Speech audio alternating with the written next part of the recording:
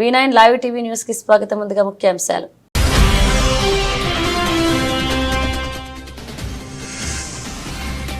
ఇంద్రకీలాద్రిపై వైభవంగా ప్రారంభమైన దేవి శరన్నవరాత్రి ఉత్సవాలు. బాల త్రిపుర సుందరి దేవి అలంకారంలో దర్శనమిచ్చిన దుర్గమ్మ తల్లి.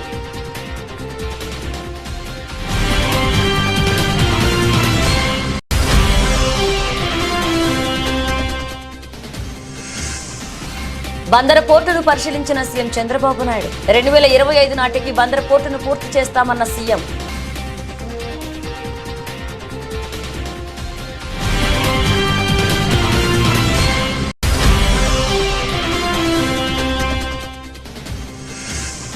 హన్మకొండలో మంత్రి కొండా సురేఖ మీడియా సమావేశం. అక్కినేని ఫ్యామిలీపై చేసిన వ్యాఖ్యలను ఉపసంహరించుకున్నట్లుగా ప్రకటన.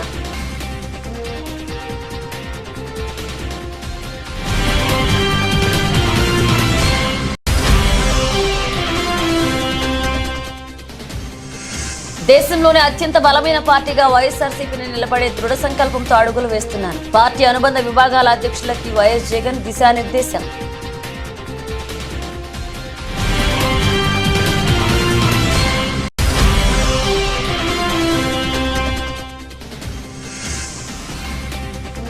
భారత్ క్రికెట్ చరిత్రలో అరుదైన ఘనత. సచిన్ గవాస్కర్ కు సాధ్యం కాని ఫీట్ అందుకున్న Sarfaraz Khan.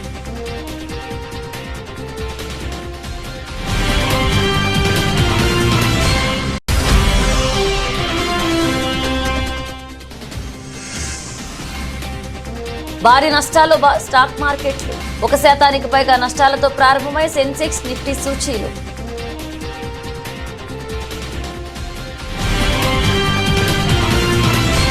BRS working president KTR తనపై రెచ్చగొట్టే వ్యాఖ్యలు చేయడంతోనే భావోద్వేగానికి గురైనట్లుగా మంత్రి కొండా సురేఖ పేర్కొన్నారు. ఆయనపై విమర్శలు చేసే క్రమంలోనే అనుకోకుండా ఓ కుటుంబాన్ని ప్రస్తావించాల్సి వచ్చిందని తెలిపారు. ఇవాళ హనుమకొండలో మంత్రి కొండా సురేఖ మీడియా సమావేశాన్ని నిర్వహించి మాట్లాడారు. తనకు ఎవరి మీద వ్యక్తిగత ద్వేషం లేదని చెప్పిన మంత్రి ఆ కుటుంబ సభ్యులు పెట్టిన పోస్టు చూసి చాలా బాధపడ్డా అన్నారు. మంత్రి కొండా సురేఖ ఇంకా మాట్లాడుతూ తాను ఏ విషయంలోనైతే బాధపడ్డానో ఆ విషయంలో మరొకరిని నొప్పించారని తెలిసి నా వ్యాఖ్యలను ఉపసంహరించుకున్నాను. నేను పడ్డ బాధ మరొకరు పడకూడదని ఈ నిర్ణయం తీసుకున్నా అన్నారు. అప్పుడే దీనిపై స్పందిస్తూ ఎక్స్ వేదికగా పోస్ట్ పెట్టాను. అయితే కేటీఆర్ విషయంలో మాత్రం వెనక్కి తగ్గే ప్రసక్తి లేదన్నారు. ఆయన క్షమాపణలు చెప్పాల్సిందే అన్నారు. కానీ ఇప్పుడు రివర్స్ లో నన్ను ఆయన క్షమాపణలు చెప్పాలని కోరడం విడ్డూరంగా ఉందన్నారు. ఆయన వ్యవహారం దొంగే దొంగ అన్నట్లుగా ఉంది. కేటీఆర్ లీగల్ నోటీస్ పై న్యాయపరంగా ముందుకు వెళ్లడం జరుగుతుందన్నారు మంత్రి కొండా సురేఖ. అనుకోకుండా నా నోటు నుంచి జరగడం జరిగింది. ఆ తర్వాత వారి ట్వీట్ చూసిన తర్వాత నేను కూడా చాలా బాధపడ్డాను. ఎందుకంటే ఏ విషయంలో నేనైతే బాధపడతా ఉన్నానో ఆ విషయంలో నేను ఇంకొకరిని నొప్పించాను అని తెలిసి రాత్రి వెంటనే మరి దాన్ని వెనక్కి తీసుకుంటూ నేను ట్వీట్ చేయడం జరిగింది. నేను పడ్డ బాధ ఇంకొకరు పడకూడదు అనేటువంటి ఒక ఆలోచనతోటి నేను బేషరతుగా దాన్ని వెనక్కి తీసుకోవడం జరిగింది. కానీ కేటీఆర్ విషయంలో మాత్రం తగ్గేది లేదు. ఆయన తప్పనిసరిగా క్షమాపణ చెప్పాల్సిన అవసరం ఉంది. ఆయనే చేసేదంతా చేసి ఈరోజు నన్ను క్షమాపణ చెప్పాలి అని డిమాండ్ చేయడం ఏదైతే ఉందో మరి దొంగ దొంగ అని తనే దొంగ దొంగ దొంగ అని అరిచినట్టుగా ఉంది.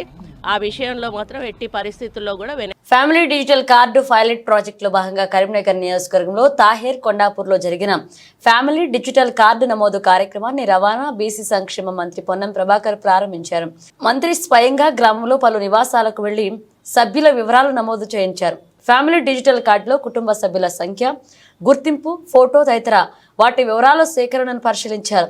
అనంతరం మాట్లాడుతూ రాష్ట్రంలో ఆధార్ కార్డు వలె ప్రతి కుటుంబానికి డిజిటల్ కార్డు ఇవ్వాలని ప్రభుత్వం నిర్ణయం తీసుకుందని తెలిపారు. ఈరోజు హైదరాబాద్లో సికింద్రాబాద్ కంటోన్మెంట్లో గౌరవ ముఖ్యమంత్రి గారి చేతుల మీదుగా ఫ్యామిలీ డిజిటల్ కార్డుకు సంబంధించిన పైలట్ ప్రాజెక్టు కార్యక్రమాన్ని లాంఛనంగా ప్రారంభిస్తున్నారు. ఈ కార్యక్రమం రాష్ట్రం మొత్తం మీద 119 శాసనసభ నియోజకవర్గాల్లో గ్రామీణ ప్రాంతం నుంచి ఒక గ్రామం, పట్టణ ప్రాంతం నుంచి ఒక గ్రామం, ఒకవేళ మొత్తం పట్టణ ప్రాంతం అయితే 2 వార్డులు, మొత్తం గ్రామీణ ప్రాంతం అయితే 2 గ్రామాలను తీసుకొని పైలట్ ప్రాజెక్టుగా ఈ కార్యక్రమాన్ని ప్రారంభిస్తూ ఉన్నాం. దీనితోటి భవిష్యత్తులో తెలంగాణ యావత్తు మొత్తం ఎంతమంది అయితే పౌరులు ఉన్నారో వాళ్ళందరికీ ఎన్ని కుటుంబాలు ఉన్నాయో కుటుంబాల పరంగా ఒక ఫ్యామిలీ డిజిటల్ కార్డు ఇవ్వాలనేటువంటి సంకల్పం తీసుకొని వస్తాను. ఇందులో వచ్చే వాళ్ళు మీ ఆస్తుల వివరాలు, మీకు సంబంధించిన ఇతర ఏమి ఆర్థిక లావాదేవీల గురించి అడగరు. మీ కుటుంబ సభ్యుల సంఖ్య, వారికి సంబంధించిన ఒక గ్రూప్ ఫోటో. గతంలో మీకు తెలుసు, నేను ఎవరు విమర్శించడానికి రాలేదు, కానీ కార్యక్రమం లోపల పెళ్లిళ్ళై వాళ్ళ పిల్లలైతే కూడా కొత్త రేషన్ కార్డు కావాలంటే 10 సంవత్సరాలు చాలా ఇబ్బంది పడ్డటువంటి పరిస్థితి. ఇవాళ ఈ ఫ్యామిలీ గుర్తింపు కార్డు కుటుంబానికి, మీరు ఇంట్లో 4 పిల్లలుండి 4 పెళ్లిళ్ళై 4 పిల్లలుంటే 4 ఫ్యామిలీగా మీరు డిజిటల్ కార్డులు తీసుకునేటువంటి అవకాశం ఉంటుంది. ఇందులో ఇంతకుముందు చెప్పినట్టుగా ఎవరికి సంబంధించిన ఆస్తులో, బ్యాంక్ అకౌంట్లో లావాదేవీలకు సంబంధించిన అంశం ప్రస్తావన రాదు. మీరల్లా చేయాల్సింది, మీకు సంబంధించి గ్రామంలో 140 కుటుంబాలు, 140 ఇండ్లున్నాయి. 140 ఇండ్లల్లా బై పోర్షన్లో 2 కుటుంబాలు ఉండొచ్చు. ఇదో గౌరవ కలెక్టర్ గారు చెప్పినట్టుగా పెళ్ళై పిల్లలై వాళ్ళకి సంబంధించిన రేషన్ కార్డుకు సంబంధించిన ఉండొచ్చు. చనిపోయిన వాళ్ళకి సంబంధించి తొలగించి కొత్తగా పెళ్ళైనా పిల్లలైనా మళ్ళీ వెంటనే డిజిటల్ కార్డు లోపల నిరంతరం యాడ్ చేసుకోవడమో తీసేసుకోవడమో. సపోజ్ ఈ ఊరు నుంచి ఒక అమ్మాయి 2025 నాటికి బందర్ పోర్టు పనులను పూర్తి చేస్తామని ఏపీ సీఎం నారా చంద్రబాబు నాయుడు అన్నారు. 3,669 కోట్ల అంచనాతో చేపట్టిన ఈ పోర్టు పనులు వైసీపీ ప్రభుత్వంలో వేగం లేకపోవడంతో 24% మాత్రమే పూర్తయ్యాయన్నారు. బందర్ పోర్టు పనులను ఈ రోజు పరిశీలించిన సీఎం పనుల పురోగతిపై పోర్టు అధికారులను అడిగి తెలుసుకున్నారు. అనంతరం మీడియాతో మాట్లాడుతూ పోర్టు నిర్మాణానికి అవసరమున్న మరొక 38.32 ఎకరాల భూమిని అందిస్తామన్నారు. పోర్టు పనులు పూర్తయితే మొదట 4 బెర్తులు ఏర్పాటవుతాయని, మాస్టర్ ప్లాన్ ప్రకారం 16 బెర్తల దాకా ఏర్పాటు చేయవచ్చన్నారు. పోర్టు పూర్తయితే మచిలీపట్నం అభివృద్ధికి ఎంతో దోహదం చేస్తుందని, రాజధాని అమరావతికి కూడా ఈ పోర్టు దగ్గరగా ఉంటుందన్నారు. అవసరమైన రోడ్లు, police training centre, stream line, అలాగే నీటి సదుపాయం కల్పిస్తామన్నారు. కంటైనర్ పోర్టు కింద ఇంటిగ్రేట్ చేస్తే తెలంగాణతో పాటు పలు రాష్ట్రాలు ఉపయోగపడుతుందని అభిప్రాయపడ్డారు. ఈ పోర్టు కోసం ఏళ్ల కొద్దీ ఉద్యమాలు నడిచాయని గుర్తు చేశారు. ప్రాధాన్యతను గుర్తించి తాను పోర్టు పనులను ప్రారంభిస్తే తర్వాత వచ్చిన పాలకుల విధానాలు మార్చి నిర్లక్ష్యం చేశారన్నారు. దగ్గర 3,669 కోట్ల రూపాయల ఖర్చుతో పీపీ మోడల్లో ఈ ప్రాజెక్టు పూర్తవ్వాలి. అక్టోబర్ 2025కే పూర్తి చేయాల్సిన అవసరం ఉంది. కానీ పనులు మాత్రం 26% ఇప్పటికి పూర్తయినాయి. 24% 865 కోట్ల రూపాయల వర్త్ పనులు పూర్తయినాయి. రేపు ఎల్లుండో డెవలపర్ పిలిపించి గట్టిగా చెప్తాను, చెప్పి ఎట్టి పరిస్థితిలో 25కు పూర్తయ్యేట్టుగా ఈ ప్రాజెక్ట్ని స్పీడప్ చేస్తాం. దీంట్లో కూడా నేను అక్కడ పోయినప్పుడు ఒక నోటు కూడా ఇచ్చారు, చూశాను. గవర్నమెంట్ ల్యాండ్ ఒక 32 ఎకరాలు ఇవ్వాలి, ఒక 6 ఎకరాల 36 సెంట్లు అక్వైర్ చేయాలి.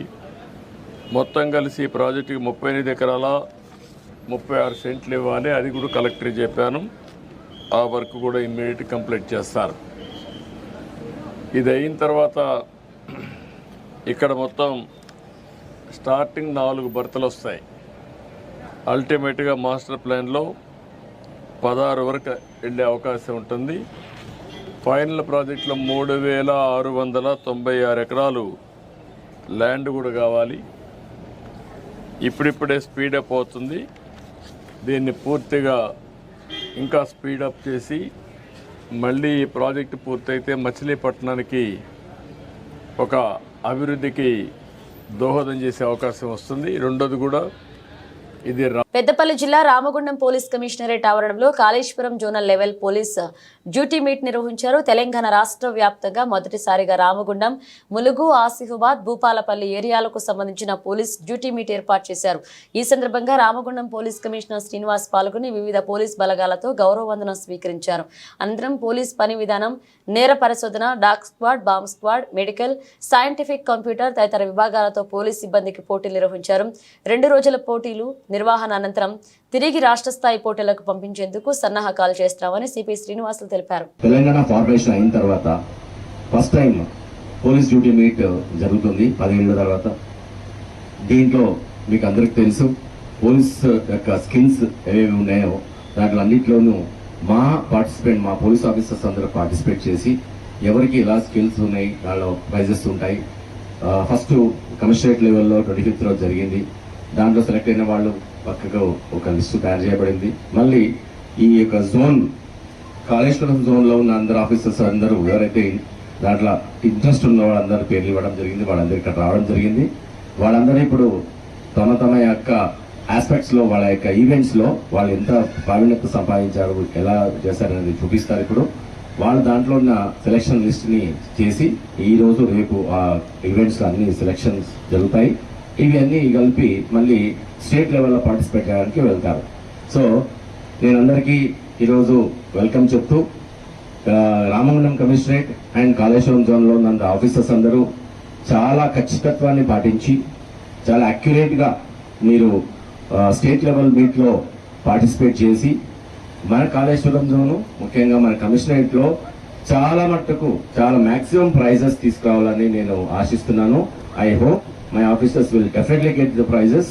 రీసెంట్ గా మనకు 3 అవార్డ్స్ వచ్చినాయి. కమిషనర్ 4 నెలల్లోనే చంద్రబాబు సర్కారుపై ప్రజల్లో తీవ్ర వ్యతిరేకత వచ్చిందని, బాబు మోసాలపై ప్రజలు ఆగ్రహంతో కూడా ఉన్నారని వైఎస్ఆర్సీపీ అధ్యక్షుడు మాజీ సీఎం వైఎస్ జగన్మోహన్ రెడ్డి అన్నారు. ఆయన పార్టీ అనుబంధ విభాగాల నేతలతో సమావేశమయ్యారు. రానున్న రోజుల్లో పార్టీ నిర్వహించాల్సిన కార్యక్రమాలపై చర్చించారు. ఈ సందర్భంగా ఆయన మాట్లాడుతూ చంద్రబాబు దుష్ట రాజకీయాలపై మండిపడ్డారు.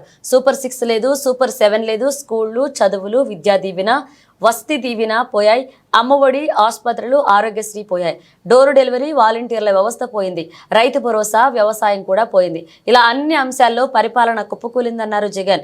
విద్య, వైద్య, ఆరోగ్యం, వ్యవసాయ రంగాల్లో రాష్ట్రం తిరోగమనంలో ఉందన్నారు. రెడ్ బుక్ పరిపాలన కొనసాగుతుందన్నారు. తప్పుడు కేసులు పెడుతున్నారు. లా అండ్ ఆర్డర్ ఎక్కడా కనిపించడం లేదని విమర్శించారు. పారదర్శకత అన్నది ఎక్కడా లేదని వైఎస్ జగన్ నిలదీశారు.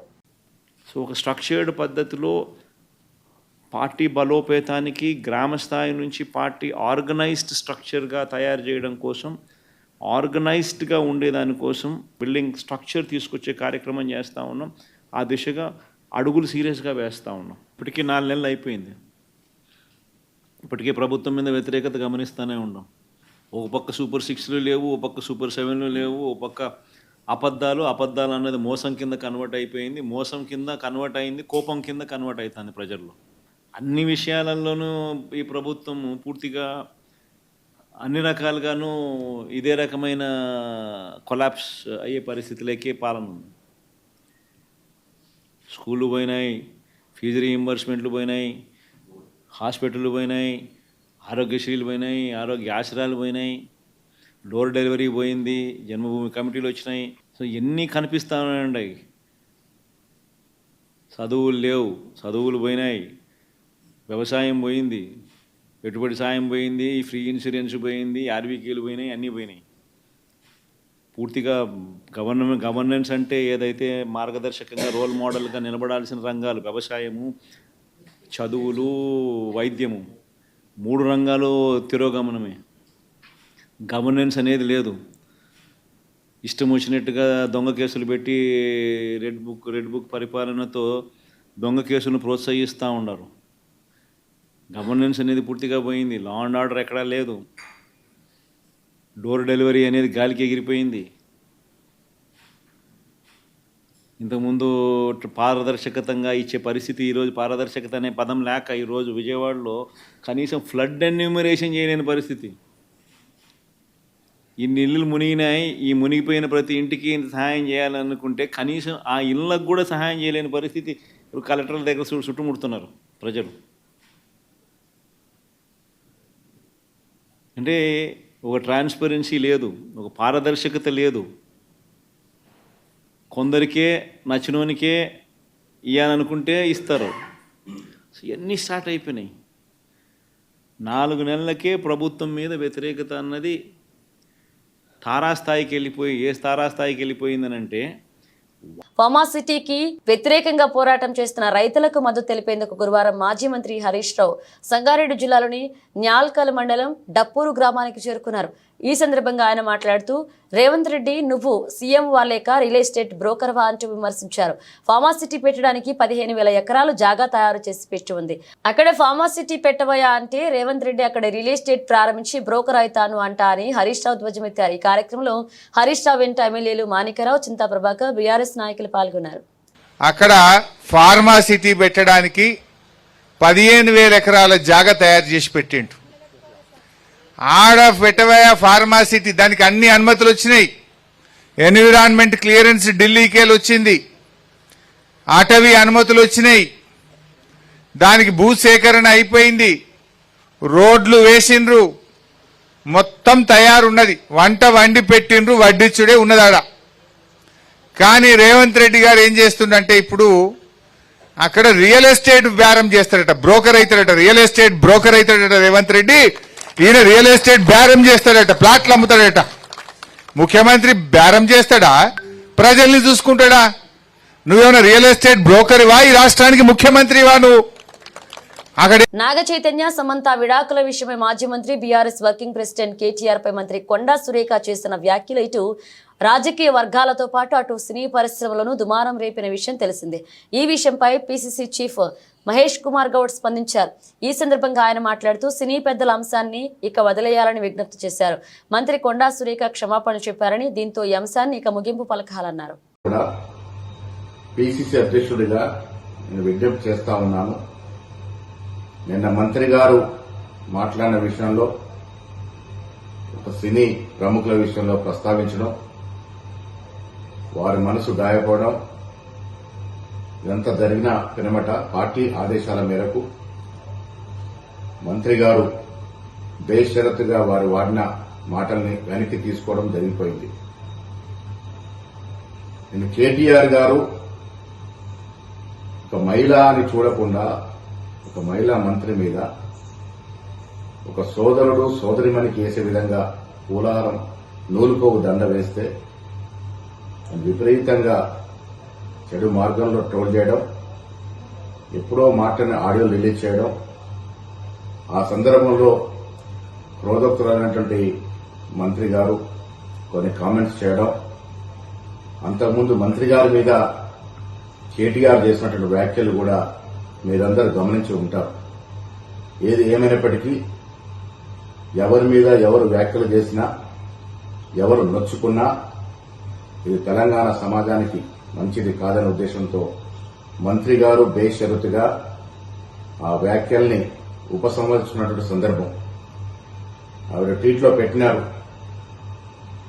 మీరు కష్టపడి పైకొచ్చిన తీరు నాకు ఆదర్శప్రాయము, అలాంటి మిమ్మల్ని నేను అభిమానిస్తా ఉన్నాను, నా మాటల్ని బేషరతుగా నేను వెనక్కి తీసుకుంటున్నాననే మాట చెప్పడం జరిగింది. ఇరువైపులో కూడా మహిళలే ఉన్నారు. మొదటగా మంత్రి గారి మీద కేటీఆర్ చేసిన వ్యాఖ్యలు, పెట్టిన ట్రోల్స్, వివిధ సోషల్ మీడియాలో వచ్చినటువంటి అభ్యంతరకరమైనటువంటి ట్వీట్స్ మీరందరూ కూడా గమనించే ఉండుంటారు. ఏపీలో కూటమి ప్రభుత్వం తీసుకువచ్చిన కొత్త మద్యం పాలసీపై ఎమ్మెల్సీ వైసీపీ మహిళా విభాగ అధ్యక్షురాలు వరదు కళ్యాణి మండిపడ్డారు. సీఎం చంద్రబాబు నాయుడు ఏనాడు మద్యాన్ని నియంత్రించాలని చూడలేదన్నారు. గతంలో ఎన్టీఆర్ కు వెన్నుపోటు పొడిచి అధికారంలోకి వచ్చిన చంద్రబాబు ఇవాళ మద్యపాన నిషేధానికి కూడా వెన్నుపోటు పొడిచారని విమర్శించారు. తాడేపల్లిలోని వైసీపీ కేంద్ర కార్యాలయంలో వరదు కళ్యాణి మీడియాతో మాట్లాడుతూ మద్య నియంత్రణను ప్రభుత్వం బాధ్యతగా తీసుకోవాలని సూచించారు. ప్రభుత్వ ఆధీనంలో ఉన్న మద్యం షాపులను ఎవరిని ఉద్ధరించడానికి ప్రైవేట్ పరం చేస్తున్నారని డిమాండ్ చేశారు. గాంధీ జయంతి రోజు బ్రాందీ పాలసీని ఎందుకు తెచ్చారని ప్రశ్నించారు. ఈ మద్యం పాలసీ అమలైతే మహిళల పసుపు కుంకుమలకు గ్యారంటీ ఉండదని ఆవేదన వ్యక్తం చేశారు. ఎన్నికల సమయంలో ఇంటింటికి పథకాలు తీసుకొస్తామని చెప్పిన చంద్రబాబు కానీ ఇప్పుడు ఇంటింటికి మద్యం పథకాన్ని తీసుకొచ్చారని వరదు కళ్యాణి ఆగ్రహాన్ని వ్యక్తం చేశారు.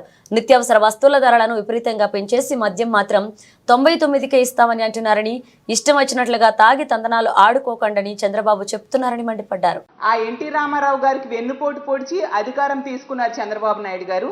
అలాగే మద్యపాన నిషేధానికి కూడా వెన్నుపోటు పొడిచిన పరిస్థితి మనం చూసాం. అలాగే ఈ రాష్ట్రంలో ఉన్న డిస్టిలరీస్ లో చంద్రబాబు నాయుడు గారు ముఖ్యమంత్రిగా ఉన్నప్పుడే, అలాగే దేవుళ్ళంటే కూడా ఎంత చులకనగా మాట్లాడారంటే చంద్రబాబు నాయుడు గారు, ఆ రోజు అయ్యప్ప స్వాములు టైంలో మద్యం అమ్మకాలు తగ్గిపోయి ప్రభుత్వానికి ఆదాయం తగ్గిపోతుంది అంటూ మద్యానికి దేవుళ్ళకి ముడివేసి వాళ్ళను కూడా చులకనగా మాట్లాడిన పరిస్థితి చూసాం. ఆ చంద్రబాబు నాయుడు గారి టైంలో వీధికి ఒక బెల్ షాప్ పెట్టి మద్యం ఏరులై పారేట్టుగా ఉండే పరిస్థితి మనం చూసాం. మళ్ళీ ఇప్పుడు అదే పరిస్థితి మనకు కనిపిస్తూ ఉంది. కాబట్టి దీన్ని మేము తీవ్రంగా ఖండిస్తూ ఉన్నాము. అలాగే చంద్రబాబు నాయుడు గారిని మహిళలతో మాట్లాడుతూ గత ప్రభుత్వంలో మంచి మద్యం ఇవ్వలేదు, మేము మంచి మద్యం ఇస్తాము అని చెప్తూ ఉన్నారు. మరి అయితే నేను చంద్రబాబు నాయుడు గారిని ఒకటే అడుగుతూ ఉన్నాను, మరి మంచి మద్యం ఇవ్వకపోతే అదే మద్యాన్ని ఈ 4 నెలలు ఎందుకు మీరు అమ్మారు? అలాగే ఆ డిస్టిలరీస్ని ఎందుకు మీరు రద్దు చేయలేదు? మంచి మద్యం ఇవ్వకపోవడం వల్ల ప్రాణాలు కోల్పోయాయి అని అంటున్నారు కదా ప్రజల ప్రాణాలు. మరి అదే మద్యాన్ని ఎలా ఈ 4 నెలలు కంటిన్యూ చేశారు నేను అడుగుతూ ఉన్నాను. ఆ బ్రాండ్స్ని ఎందుకు మీరు క్యాన్సిల్ చేయలేదు, తొలగించలేదు అని నేను అడుగుతూ ఉన్నాను. చంద్రబాబు నాయుడు గారికి ముందు నుంచి కూడా అబద్ధాలు చెప్పడంలో అందవేసిన చెయ్య. కాబట్టి ఈ మద్యం విషయంలో కూడా ప్రజలు మభ్యపెట్టడానికి ట్రై చేస్తూ ఉన్నారు. ఈ రాష్ట్రంలో ఉన్న మహిళలందరూ కూడా దీన్ని తీవ్రంగా వ్యతిరేకిస్తూ ఉన్నాము. ఇలాంటి పాలసీ వలన తాగడం అనేది ఎక్కువైపోతుంది, మద్యం అమ్మకాల మీద నియంత్రణ ఉండదు, ఈ రాష్ట్రంలో క్రైమ్ రేట్ పెరిగిపోయే పరిస్థితి ఖచ్చితంగా కనిపిస్తూ ఉంది. అలాగే సిండికేట్ల చేతుల్లోకి వెళ్ళిపోయి విచ్చలవిడిగా మద్యం అమ్మకాలు రేట్స్ పెరిగిపోయే పరిస్థితి ఉంది. కాబట్టి దీన్ని అంతటినీ కూడా మేము తీవ్రంగా వ్యతిరేకిస్తూ ఉన్నాం. బీఆర్ఎస్ వర్కింగ్ ప్రెసిడెంట్ కేటీఆర్ మీద మంత్రి కొండా సురేఖ చేస్తున్న వ్యాఖ్యలపై బీఆర్ఎస్ నేత ఆర్ఎస్ ప్రవీణ్ కుమార్ తీవ్రస్థాయిలో మండిపడ్డారు. తెలంగాణ భవన్లో ఏర్పాటు చేసిన మీడియా సమావేశంలో మాట్లాడుతూ కొండా సురేఖ మంత్రి పదవికి అనర్హురాలు అన్నారు. ఆమె చేస్తున్న వ్యాఖ్యలపై లీగల్ ముందుకు వెళ్తా అన్నారు. కొండా సురేఖ తన వ్యాఖ్యలకు బేషరతుగా క్షమాపణ చెప్పాలని డిమాండ్ చేశారు. ఆమె వ్యాఖ్యలు కాంగ్రెస్ నీచ సాంస్కృతికి నిదర్శనమన్నారు. రేవంత్ రెడ్డి పాలనలో అరాచకాలు, అశాంతి, అభద్రతా భావం పెరుగుతున్నాయని ఆరోపించారు. నిన్న హైదరాబాద్ నడిబొడ్డున పట్టపగలే కేటీఆర్ కాన్వాయ్ మీద కాంగ్రెస్ గూండాలు దాడికి పాల్పడ్డారని ఆగ్రహాన్ని వ్యక్తం చేశారు. కేటీఆర్ కాన్వాయ్పై దాడి జరిగి 24 గంటలు దాటినా నిందితులను ఎందుకు అరెస్ట్ చేయలేదని నిలదీశారు. కాంగ్రెస్ నేతలు బీఆర్ఎస్ భవన్ వద్దకు వచ్చి దిష్టిబొమ్మను దగ్ధం చేస్తుంటే బీఆర్ఎస్ కార్యకర్తలు అడ్డుకున్నారని, కానీ వారిపై కేసులు పెట్టారని ఆగ్రహాన్ని వ్యక్తం చేశారు. మరి మా కార్యాలయంపై దాడి చేసిన కాంగ్రెస్ కార్యకర్తలపై పోలీసులు ఎందుకు కేసు నమోదు చేయడం లేదన్నారు ఆర్ఎస్ ప్రవీణ్ కుమార్. చాలా అమానవీయమైన కామెంట్ అండి, ఏమాత్రం సంస్కారం లేని కామెంట్. కొండా సురేఖ గారికి అసలు ఆమె మంత్రివర్గంలో ఉండే అర్హత కూడా వారికి లేదు. అమానవీయమైన కామెంటు, కించపరిచే కామెంటు, ఒక వ్యక్తి యొక్క ఇమేజ్ను దెబ్బతీసే కామెంటు. దీని మీద తప్పకుండా లీగల్ చర్యలు కూడా ఉంటాయి. ఇట్లా నోరు మూసుకొని కూర్చోరు తెలంగాణ ప్రజలు. నేను మళ్ళీ రిపీట్ చేస్తున్నా, మేము మళ్ళీ ఇప్పుడు కూడా చెప్తున్నా, మా పార్టీ నాయకులు కేటీఆర్ గారు పీడిత ప్రజల కోసం రాత్రింబవళ్ళు పోరాడుతూ ఉన్నారు. ఆ పోరాటాన్ని చూసి తట్టుకోలేక మా బండారం బయటపడుతుందని చెప్పి కాంగ్రెస్ పార్టీ ఇలా కొండా సురేఖ గారితోని చాలా విచ్చలవిడి, అంటే సంస్కారం లేని కామెంట్స్ చేయిస్తూ ఉన్నారు. తప్పకుండా ఆమె వెనక్కి తీసుకోవాలి, క్షమాపణ చెప్పాలి. అటెన్షన్ డైవర్షన్ చేయాలని చూస్తున్నారు. ఆమె తప్పకుండా క్షమాపణ చెప్పాలి. క్షమాపణ చెప్పేదాకా మేము అన్ని లీగల్ ఆప్షన్స్ కూడా ఎక్స్ప్లోర్ చేస్తాం, ప్రజల ముందర పెడతాం. తప్పకుండా వారు దాన్ని వెనక్కి తీసుకోవాల్సిందే, వెనక్కి తీసుకోవాలని డిమాండ్ చేస్తున్నాం. ఏమాత్రం కూడా అంటే మాటల్లో చెప్పలేనంత అమానవీయమైన, సంస్కారం లేని కామెంట్ కొండా సురేఖ గారు చేస్తున్నారు. వాళ్ళ కాంగ్రెస్ సంస్కృతికి అద్దం పడుతున్నది ఆమె చేసే కామెంట్. అది మీరు కొండా సురేఖ గారినే అడగాలి. ఆమె ఎక్కడి నుంచి వస్తున్నాయి, ఆమె ఇన్ఫర్మేషను, ఆమె సోర్స్ ఏంది, ఆమెనే అడగాలి. ఇది తప్పండి. ఒక జాతీయ ఒక నాయకుడిని, ఒక మంచి ఇమేజ్ ఉండి తెలంగాణను ప్రపంచ పటంలో పెట్టిన ఒక గొప్ప దార్శనికుడిని ఇంత నీచంగా మాట్లాడడం అనేది చాలా చాలా దురదృష్టకరం. కాంగ్రెసు సంస్కృతి, నీచ సంస్కృతికి నిలువుటద్దం కొండా సురేఖ గారు చేస్తున్న కామెంట్స్. పూర్తిగా మేము దీన్ని ఖండిస్తున్నాం. కనకదుర్గమ్మ కొలువైన బెజవాడ ఇంద్రకీలాద్రిపై దసరా శరన్నవరాత్రి ఉత్సవాలు వైభవంగా ప్రారంభమయ్యాయి. వేకువజామునే జగన్మాతకు స్వప్నాభిషేకం, ఇతర పూజలు నిర్వహించారు. ఉదయం 9 గంటల నుండి అమ్మవారు బాలత్రిపుర సుందరీదేవి అలంకారంలో భక్తులకు దర్శనమిచ్చారు. ఈ రోజు నుండి 12వ తేదీ వరకు రోజుకు అలంకారంలో దుర్గమ్మ భక్తులను అనుగ్రహిస్తారు. భక్తుల కొంగు బంగారంగా పేరొందిన జగజ్జనని దర్శనానికి భక్తులు విశేషంగా తరలి వస్తున్నారు. దీంతో ఆలయం పరిసర ప్రాంతాలు భక్తులతో సందడిగా మారాయి. దసరా ఉత్సవాల వేళ అంతరాలయ దర్శనాలను నిలిపివేశారు. ఈ ఉత్సవాల్లో నిత్యం 1,00,000కు పైగా భక్తులు అమ్మవారిని దర్శించుకుని మొక్కుబడులు చెల్లించుకుంటారని అంచనాతో అధికారులు ఏర్పాట్లు చేశారు. దసరా ఉత్సవాల సందర్భంగా దాదాపు 4,500 మంది పోలీసులను బందోబస్తుకు వినియోగిస్తున్నారు. ఆలయం వద్ద భక్తులు రద్దీని సీసీ కెమెరాలు అలాగే డ్రోన్లతో నిశితంగా పర్యవేక్షించేలా ఏర్పాటు చేశారు. భక్తుల రద్దీని దృష్టిలో పెట్టుకుని ఏపీఎస్ఆర్టీసీ ప్రత్యేక బస్సులను నడుపుతుంది. మరొక పక్క ఇంద్రకీలాద్రిపై భక్తులకు కల్పిస్తున్న సౌకర్యాలు, ఇతర వివరాలను భక్తులు తెలుసుకునేందుకు ప్రత్యేక యాప్ను ఆలయ అధికారులు అందుబాటులోకి వెలుగులోకి తీసుకొచ్చారు.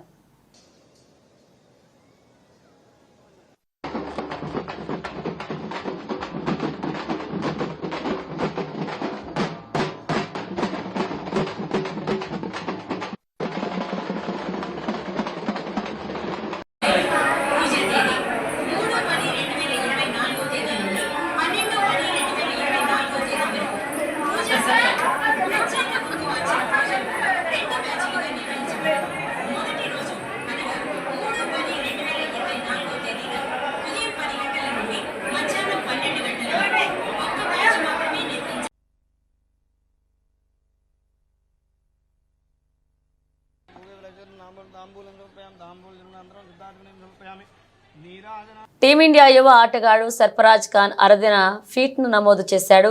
ఇరానీ కప్లో భాగంగా రెస్ట్ ఆఫ్ ఇండియాతో జరుగుతున్న మ్యాచ్లో ముంబై తరపున డబుల్ సెంచరీ సాధించిన తొలి క్రికెటర్గా సర్ఫరాజ్ 221 బ్యాటింగ్ చరిత్ర సృష్టించాడు. 42 సార్లు రంజీ ఛాంపియన్షిప్ అయిన ముంబై జట్టుకు ఇప్పటికే ఎంతో మంది దిగ్గజ క్రికెటర్లు ఆడారు, కానీ ఎవరూ ఇప్పటి వరకు ద్విశతకం నమోదు చేయలేదు. భారత దిగ్గజాలు సునీల్ గవాస్కర్, సచిన్ టెండూల్కర్లకు కూడా ఈ ఫీట్ సాధ్యం కాలేదు. దాన్ని సర్ఫరాజ్ చేసి చూపించాడు. ఇక ఇరానీ కప్ చరిత్రలో ఇప్పటి వరకు ఇతర జట్లకు చెందిన Wasim Jaffer, Ravi Shastri, Pravin Amre, Yashasvi Jaiswal, rest of India మాత్రమే డబుల్ సెంచరీలు చేశారు. ఇప్పుడు ఈ జాబితాలో సర్ఫరాజ్ ఖాన్ చేరాడు. ఇదిలా ఉంటే సర్ఫరాజ్ అజేయ ద్విశతకంలో 25 బౌండరీలు, 4 సిక్సర్లు ఉన్నాయి. అలాగే 80 స్టేక్ రేట్తో ఈ పరుగులు సాధించాడు. ఇది అతని 15వ ఫస్ట్ క్లాస్ సెంచరీ. మరోవైపు ముంబై కెప్టెన్ అజింక్య రహానే కూడా త్రుటిలో శతకం చేకూర్చుకున్నాడు. 97 రన్స్ చేసి అవుట్ అయ్యాడు. దీంతో 40వ ఫస్ట్ క్లాస్ సెంచరీని కోల్పోయాడు. ఇజ్రాయెల్, ఇరాన్ మధ్య తీవ్ర ఉద్రిక్త పరిస్థితులు ఈ ప్రాంతంలో యుద్ధ మేఘాలు కమ్ముకొనడం గ్లోబల్ స్టాక్ మార్కెట్లపై ప్రతికూల ప్రభావాన్ని చూపిస్తున్నాయి. భారత ఈక్విటీ మార్కెట్లలోనూ ఈ ప్రతికూల పరిస్థితులు కనిపిస్తున్నాయి. ఇవాళ భారత స్టాక్ మార్కెట్లు భారీ నష్టాలతో ప్రారంభమయ్యాయి. సెన్సెక్స్, నిఫ్టీ సూచీలు తీవ్ర నష్టాల్లో కొనసాగుతున్నాయి. సెన్సెక్స్ ఏకంగా 1264.2 పాయింట్లు పతనమై 83,002.09 వద్ద ప్రారంభమైంది. ఇక నిఫ్టీ 50 సూచీ 345.3 పాయింట్లు దిగజారి 25,451.60 వద్ద ఆరంభమైంది. ఉదయం 11 గంటల సమయానికి సెన్సెక్స్ కాస్తంత కోలుకుని 954.50 పాయింట్లు అంటే 1.13% నష్టంతో 83,311.69 పాయింట్లు కాదలాడుతోంది. ఇక ఎన్ఎస్ఈ నిఫ్టీ 50 సూచీ 11 గంటల సమయానికి 295.80 పాయింట్లు అంటే 1.15% నష్టపోయి 25,501.00 వద్ద ట్రేడ్ అవుతుంది. మధ్య ఆసియాలో నెలకొన్న ఉద్రిక్త పరిస్థితులతో అంతర్జాతీయంగా చమురు ధరలు పెరగొచ్చని, చమురు సరఫరాలో అంతర్జాతీయాలు ఏర్పడవచ్చని భయాందోళన ఇన్వెస్టర్ల సెంటిమెంట్ను ప్రతికూలంగా మార్చాయి. మార్కెట్లలో పెట్టుబడులను ఉపసంహరించుకునేందుకు మదుపరులు మొగ్గు చూపారు. చమురు, గ్యాస్, ఉక్కు, బ్యాంకింగ్తో పాటు ఇతర రంగాల షేర్లలో అమ్మకాలు జోరు కనిపించింది. బులెటిన్ ముగించే ముందు హెడ్లైన్స్ మరోసారి.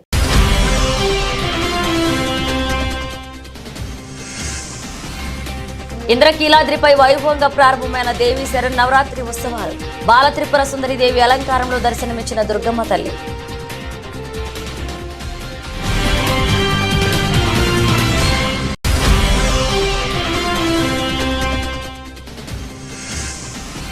బందరు పోర్టును పరిశీలించిన సీఎం చంద్రబాబు నాయుడు. 2025 నాటికి బందరు పోర్టును పూర్తి చేస్తామన్న సీఎం.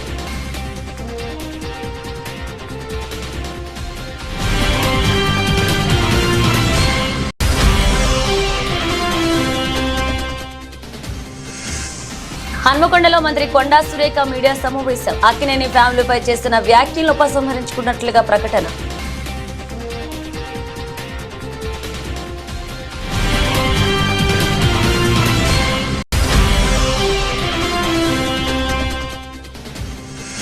దేశంలోనే అత్యంత బలమైన పార్టీగా వైఎస్ఆర్సీపీని నిలబడే దృఢ సంకల్పంతో అడుగులు వేస్తున్నాను. పార్టీ అనుబంధ విభాగాల అధ్యక్షులకి వైఎస్ జగన్ దిశానిర్దేశం.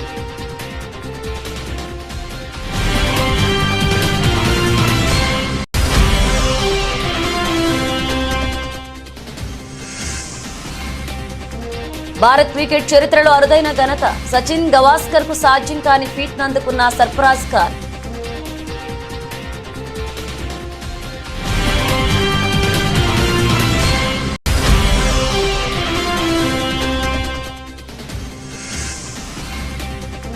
భారీ నష్టాలు స్టాక్ మార్కెట్లు 1% పైగా నష్టాలతో ప్రారంభమై సెన్సెక్స్ నిఫ్టీ సూచీలు.